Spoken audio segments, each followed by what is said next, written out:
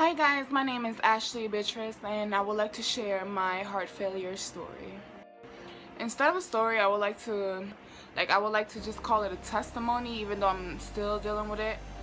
But I can say that being diagnosed with heart failure has been a blessing and a curse. A blessing because it's one of the main reasons why I got closer to God, but a curse because of the things I have to go through every day because of it. I was diagnosed with heart failure in 2014. I believe it was in May, and it was random. Like, I've always been a big girl, but I've always been active. I've always been like, it's not something that, oh, because she's fat she got a heart disease. No, it wasn't like that. I was always so active. I got a cold out of nowhere, and I thought that it was phlegm that was being like stored up in my lungs. I don't know. I wasn't breathing right. Until one day I just woke up and I couldn't breathe. I couldn't breathe. My lips were purple and I got scared. So I woke up my mom and we called 911.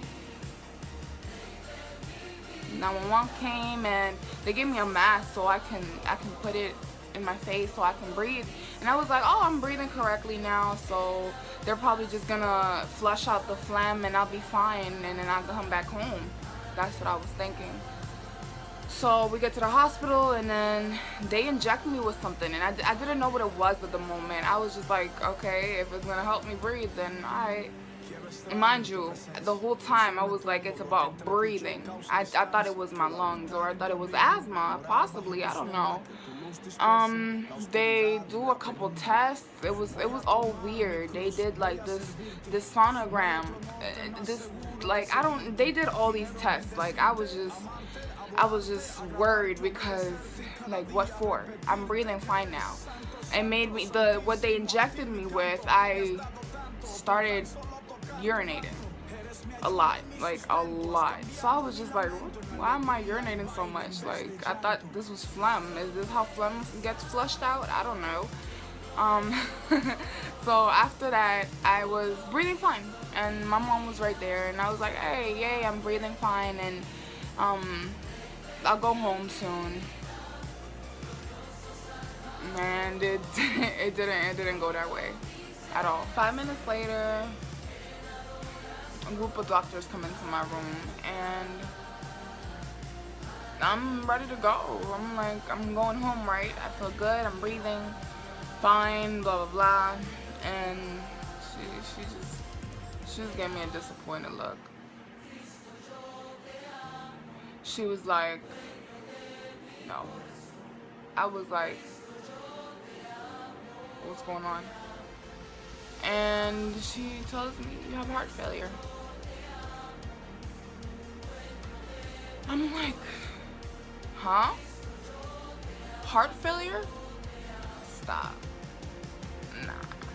I couldn't believe it. I couldn't. I was gone. Like, when she told me that, my whole world just fell apart, and I was so scared. So they take me to the ICU, and I'm looking around, and all those people are basically dying. By the way, one person did die at one of the nights that, out of like the 4 nights that I stayed in the hospital, somebody died. I was just like, oh my God, somebody died. I'm next. I was so scared. I was just like, and at the moment, guess what? Guess what was the worst part? I didn't have a relationship with God. I didn't have a relationship with God. What if I would have died at that moment? Where would I be right now? You know? So I'm just like, oh my God.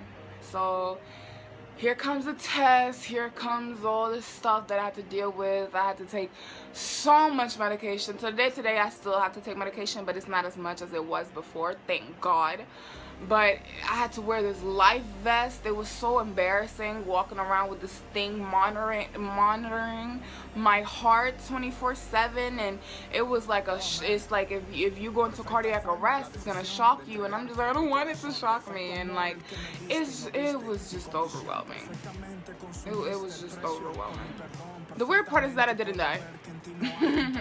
I didn't, and I made it out the hospital, but I kept having relapses. This is the mindset that I had at the time. I was like, if I'm gonna die, I'm gonna live my life. I'm gonna turn up, and I'm gonna go drink, and I'm gonna go smoke, and I'm gonna go do this, and I'm gonna do what I want to do, because my life is cut short anyways. I'm about to die. I wish I could talk to past Ashley. I wish now I could talk to past Ashley and probably slap her, and be like, really? But like, God has so much patience with me to the day of today. But I'm just like, wow, wow, Ash, like, really, Ash? So that's what happened. I was dealing with heart failure for a year, and I still didn't have a relationship with God. And I had hope.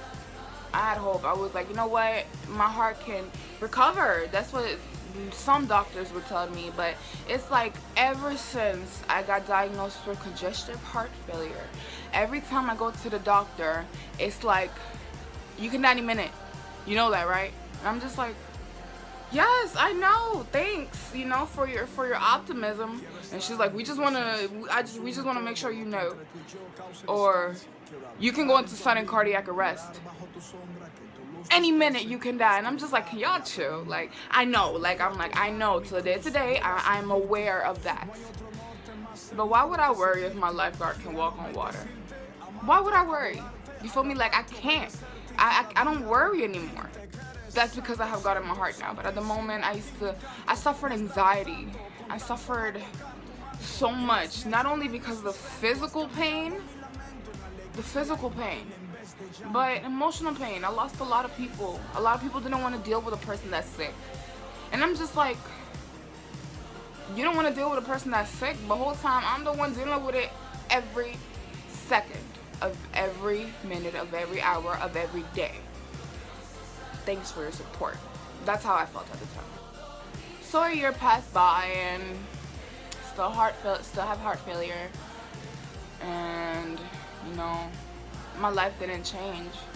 And this isn't the reason why I got closer to God, but it was like I felt a clock. For some reason, I was like, I felt the need to get closer to God. It wasn't something that was because I'm desperate. I was desperate for everything I've been through in my life. I've been desperate to get closer to God. But it's just something.